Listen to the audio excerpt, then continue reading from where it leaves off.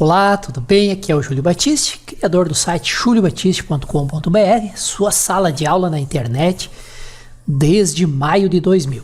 Mais uma parceria com o colega Manuel Jailton, criador do site mjailton.com.br, há mais de uma década na internet e criador de dezenas de cursos na área de programação, do Delphi ao PHP. O colega Jailton cedeu para nós mais esta série de videoaulas que são aulas de demonstração da nossa formação completa em JavaScript. Se você quiser todos os detalhes e um preço mais do que especial, quase inacreditável para essa formação, acesse esse link aqui. É uma formação com 263 videoaulas, mais de 20 horas de conteúdo e mais exercícios finais. Todo o conteúdo já está lá dentro do ambiente do curso. Então, se interessar, dá uma olhada nesse endereço aqui e vamos às nossas aulas de demonstração desta formação. Um excelente estudo a todos. Muito bem, então, continuando nosso estudo aqui de JavaScript, nós ainda estamos entendendo, os conceitos, os fundamentos aqui do JavaScript, antes de nós nos aprofundarmos em coisas mais interessantes. Mas vamos conhecer então o JavaScript como linguagem. Agora nós vamos conhecer um pouquinho do objeto Math, O objeto Math, pessoal, diferentemente da maioria dos outros objetos no JavaScript, ele não tem um construtor interno, tá? Não dá para você inicializar um objeto Math, por exemplo, com a palavrinha new. Mas ele também tem a sua importância, tá? Também você não pode, você não tem uma função interna call, você não pode chamar ele através de funções, mas ele possui alguns métodos que são importantes, principalmente que são relacionados aos cálculos. E nós vamos conhecê-los a partir de agora. Vamos começar aqui com o ABS, que retorna o valor absoluto de um número x. O que é valor absoluto? Você tem menos 5 e menos 10. Qual é o valor absoluto de menos 5? É o 5, O valor absoluto é apenas o valor, sem considerar o sinal, tá?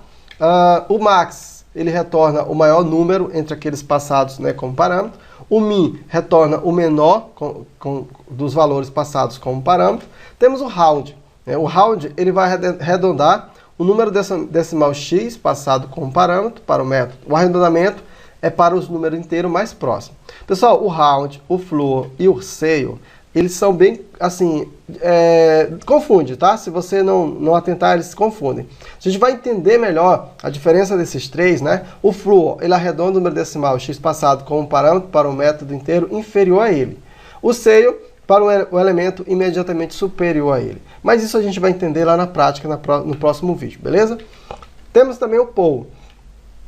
Ele eleva um número passado como parâmetro para o método, a potência definida no segundo parâmetro. Por exemplo, 2 elevado a 3. Então, x, no caso, você coloca o primeiro,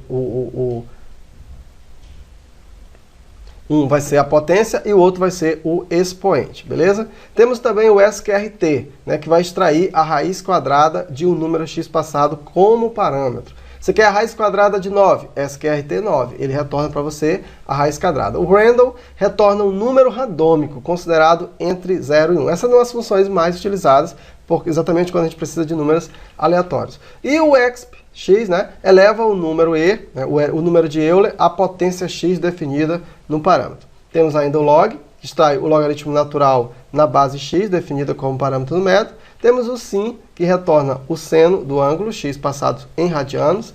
Temos ainda o cosseno, temos ainda a tangente. E aí nós temos o A-sin, o A-cos e o A-tan, que retornam o número numérico em radianos, representando o ágio cujo seno, cosseno e tangente, respectivamente. Show? Então, na próxima aula a gente já faz aí, na prática, isso aí para a gente conhecer um pouquinho mais do nosso objeto Math. Até mais!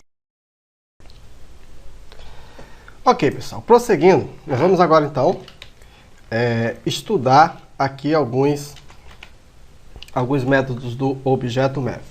Só que antes eu queria mostrar um negócio aqui para você. Eu vou criar aqui duas variáveis. Em uma variável eu tenho str, uma variável chamada str, string, e uma variável inteira. Olha só, se eu quiser utilizar métodos do objeto string, como é que eu faço? Vamos console.log. Digamos que eu queira transformar essa string em maiúscula, pessoal. Como é que eu faço? É simples, ó. Eu chamo a string str, ponto, e aí eu chamo o método, correto? Qual é o método no caso? To lowercase. Ou, aliás, uppercase. Certo? Então, dessa forma, eu consigo transformar essa string em maiúsculo. Veja a forma como eu chamo. Uma string é um objeto que possui um construtor interno. O problema é que o JavaScript, nessa parte de objeto, ele foge um pouquinho das outras linguagens, porque com ele você não precisa criar classes, você não tem classes, você só tem objeto, tudo é objeto. Né? Então, aqui no caso, quando eu quero trabalhar, por exemplo, com um objeto do tipo math, na orientação a objeto, a gente diz que a classe math, ela é estática, ou seja, ela não tem o new, tá? Ela não tem o new, você não constrói ela é estática, você só chama a classe. Então, por exemplo, se eu quiser chamar algum método, certo? Do objeto math, eu não posso, por exemplo, pegar, por exemplo, o A e fazer assim, ó, por exemplo, né? ABS, é o primeiro, né? Absolute. Isso aqui não vai dar certo. Certo? Vai dar errado. Certo? Não pode. Por quê? O ABS é um método da classe math. Correto? Math, né? Da matemática. Só que a classe math é estática. Então, para que isso aqui funcione, é diferente a forma. Ó. Eu tenho que chamar a classe, já que é estática, né? O objeto, né? Math, ponto. O método que eu quero, e aí eu coloco o valor que eu quero aqui dentro. Ó. Veja como é diferente. Ó. Aqui dentro eu passo o argumento. Certo? Então, aqui é a classe, ponto, o método que eu quero. Agora deu certo. Ó. Então, esse aqui, o ABS, ele transforma isso aqui em valor absoluto. Certo? Isso aqui só foi para vocês saberem a diferença. Certo? Trabalhar com isso aqui é bem fácil, pessoal. Ó, se eu quiser agora, por exemplo, saber o máximo valor. Por exemplo, eu vou pegar aqui, ó, max, passar aqui alguns argumentos. Vou colocar 10, 5, 8, 20 e 6. Qual é o maior daí, pessoal? É o 20, não é?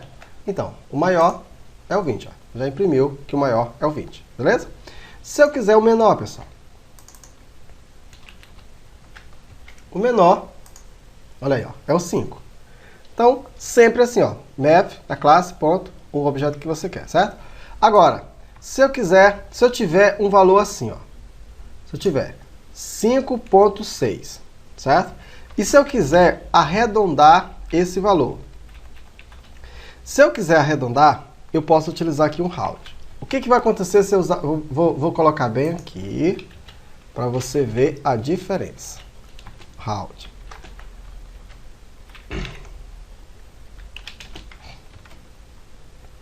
Ó, o round, ele arredondou para cima, certo? Se eu colocasse round, ponto 3, ó, ele arredondou para baixo. Olha que notícia, né? Então veja, o round, se eu tiver acima do 5.5, ele arredonda para cima. Se eu tiver abaixo do 5.5, do ponto 5, ele arredonda para baixo. Então isso é importante você entender. Ele não sempre arredonda para cima. Depende de onde a gente está. Se eu estiver no meio, eu sei o que vai acontecer. Ó, o round arredonda para cima. Então, ponto 5 para frente, ele arredonda para cima. Até, ó, se eu colocar aqui ponto 2, ó, ele vai arredondar para baixo. Certo? Beleza, copiar isso aqui. Vamos usar isso aqui e aqui. Agora nós vamos usar um outro, o flu.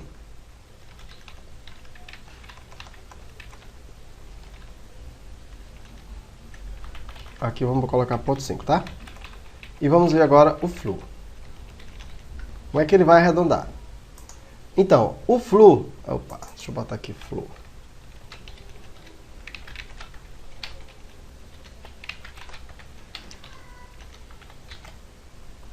Então, ó, o flu, ó, independente de onde eu esteja, ele sempre arredonda para baixo, certo? Então, o flu, ele arredonda para baixo.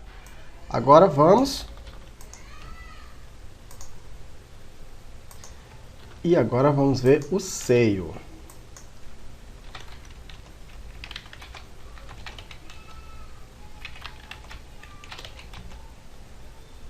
Aqui. Aqui. E aqui, ó.